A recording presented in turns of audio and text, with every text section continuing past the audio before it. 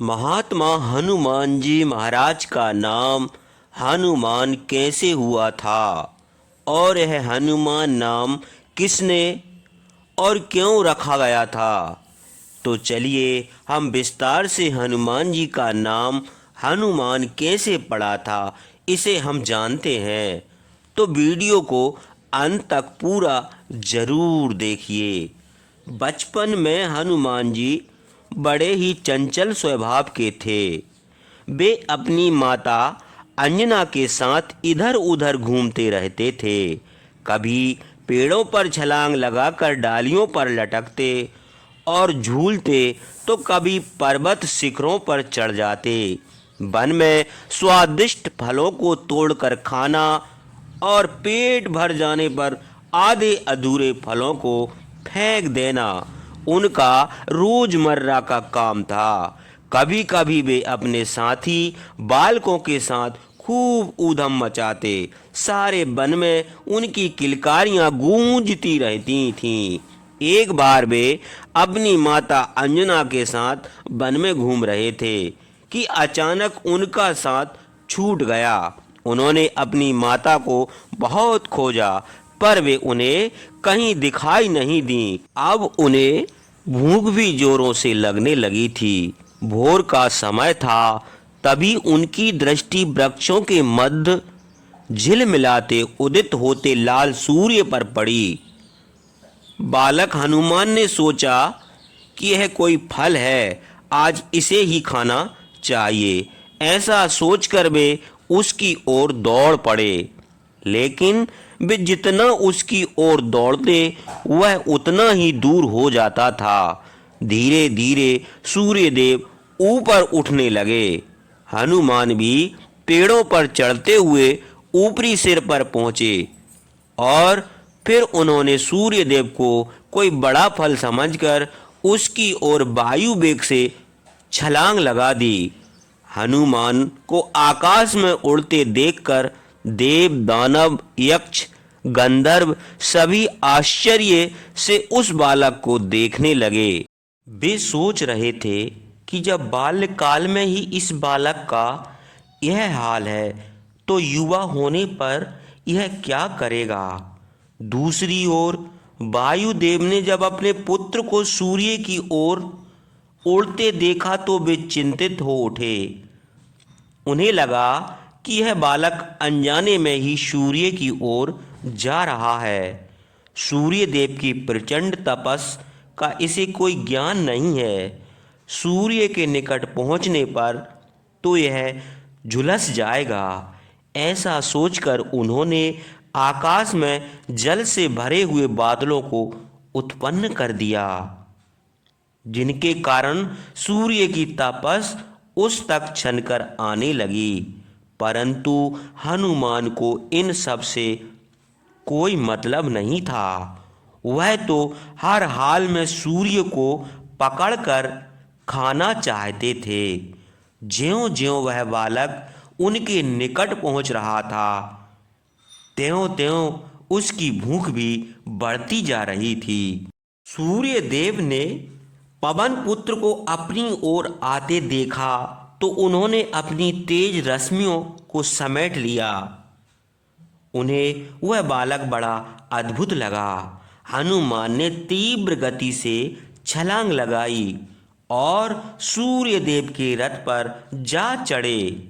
सूर्यदेव ने हनुमान को स्नेह से अपनी गोद में उठा लिया और उसे स्वादिष्ट फल खाने के लिए दिए।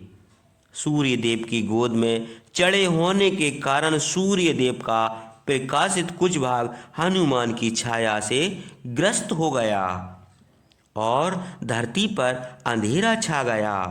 तभी आकाशचारी सिंही का पुत्र राहु चौंक पड़ा। उसने सोचा कि आज तो सूर्य को ग्रसने का समय नहीं है, फिर उसे किसने ग्रस लिया है, वह तो मेरा भोजन है। ऐसा सोचकर वह सूर्य देव के निकट जा पहुंचा और उसने हनुमान को सूर्य की गोद में देखा तो वह बौखला गया। वह वहां से भागा भागा देवराज इंद्र के पास पहुंचा और उनसे कहा, देवराज, आपने सूर्य और चंद्र को मुझे अपनी भूख शांत करने के लिए दिया था, लेकिन मैं देख रहा हूँ कि वहाँ एक विशाल वानर बालक सूर्य पर चढ़ा बैठा है।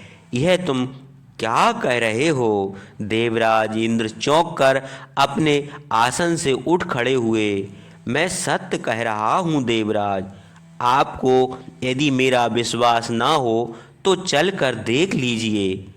राहु ने उत्तर दिया।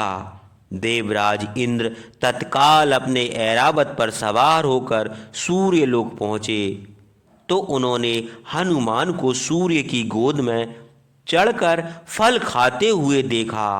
उसी समय राहु ने हनुमान को ललकारा, ए वानर, कौन है तू? क्या तुझे मेरा भी भय नहीं है? हनुमान ने राहु और इंद्र को अपने सामने देखा तो वह उछलकर उन्हें पकड़ने लपका। हनुमान के भयंकर वेग को देखकर इंद्र और राहु दोनों घबरा गए। घबराहट में इंद्र ने हनुमान की ओर अपना वज्र फेंका तो वह सीधा जाकर हनुमान के चेहरे से टकरा गया।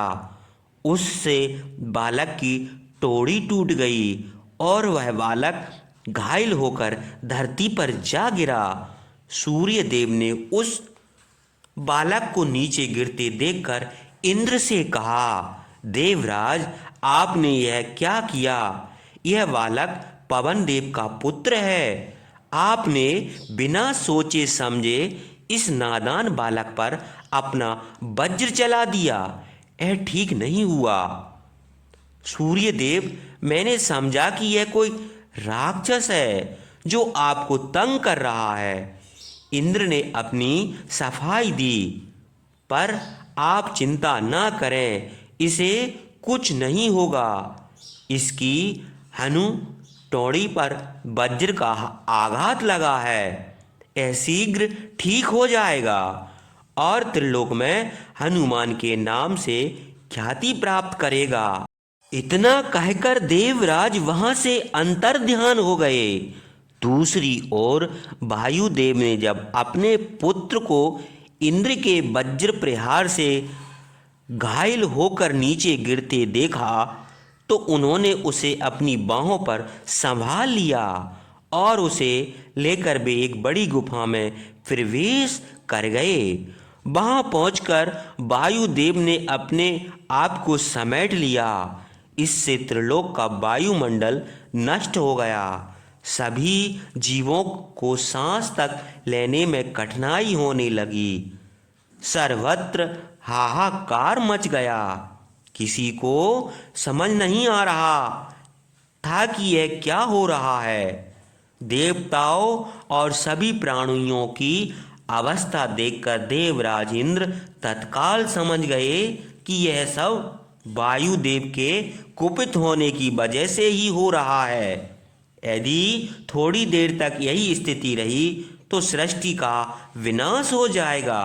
देवराज इंद्र तत्काल देवगण को साथ लेकर ब्रह्मा जी के पास पहुंचे और उनको पूरी बात बताई। देवराज इंद्र की बात सुनकर ब्रह्मा जी सोच में पड़ गए। कुछ पल चिंतन करने के उपरांत उन्होंने कहा, देवराज, तुमने बिना सोचे समझे वज्र का अनुचित प्रयोग किया है। तुम जानते हो कि वायुदेव ही समस्त जीवों के प्राण हैं। उनको कुपित करके कोई भी जीव जीवित नहीं रह सकता। तुमने उन्हें कुपित किया है, अब तुम ही उन्हें प्रसन्न करो, अन्यथा विनाश हो जाएगा। ब्रह्मदेव की आज्ञा पाकर सभी देवगण और इंद्र गुफा में छिपे बैठे वायुदेव के पास पहुँचे। उस समय वे अपने अचेत पुत्र के जख्मों को साफ करके वन की कुछ पत्तियों को पीसकर उसके जख्म पर उसका लेप कर रहे थे। सभी देवगण और देवराज इंद्र हाथ जोड़कर वहां चुपचाप खड़े हो गए और मन ही मन वायुदेव की स्तुति करने लगे। पहले तो उन्हें देखकर वायुदेव ने उपेक्षा से अपना मुंह फेर लिया, लेकिन जब उन्होंने अपनी स्तुति बंद नहीं की तो उन्होंने इंद्र की ओर देखा और रोष में कहा, तुम क्या समझते हो इंद्र कि तुम्हारे वज्र प्रहार से मेरा पुत्र मर जाएगा? हे पवन देव, इंद्र ने व्याकुल होकर कहा, जिस बालक में तुम्हारा अंश विद्यमान है और जिसने स्वयं श्री हरि की इच्छा से जन्म लिया है, उसे भला कौन मार सकता है?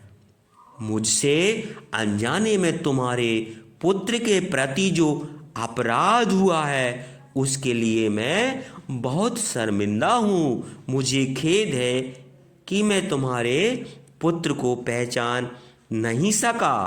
क्या मुझे क्षमा ना करोगे? देवराज इंद्र की विनय भरी बातें सुनकर पवन देव का क्रोध शांत हो गया और उन्होंने प्राणवायु को मुक्त कर दिया। प्राणवायु के मुक्त होते ही बालक हनुमान उठकर खड़ा हो गया और हैरानी से वहां खड़े देवगण को देखने लगा।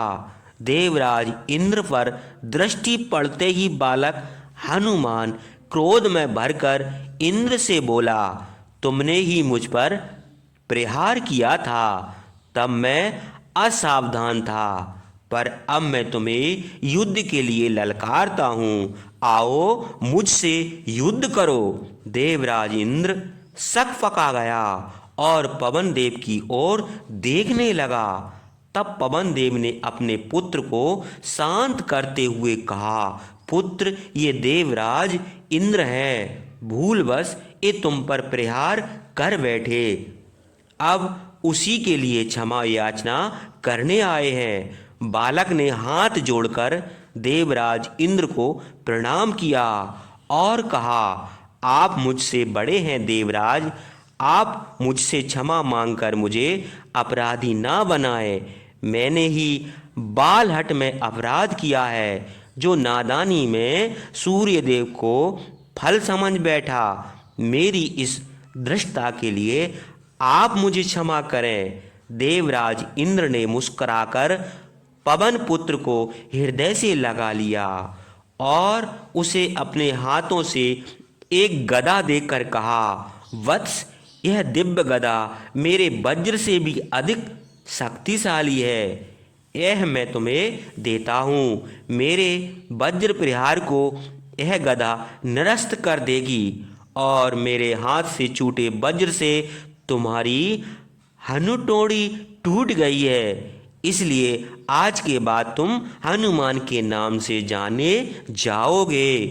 प्रगट सूर्य देव ने बालक हनुमान के सिर पर हाथ फेर कर कहा, वत्स, जब शास्त्रों के अध्ययन की तुम्हारी आयु आ जाएगी तब सभी शास्त्रों का मैं तुम्हें अध्ययन कराऊंगा।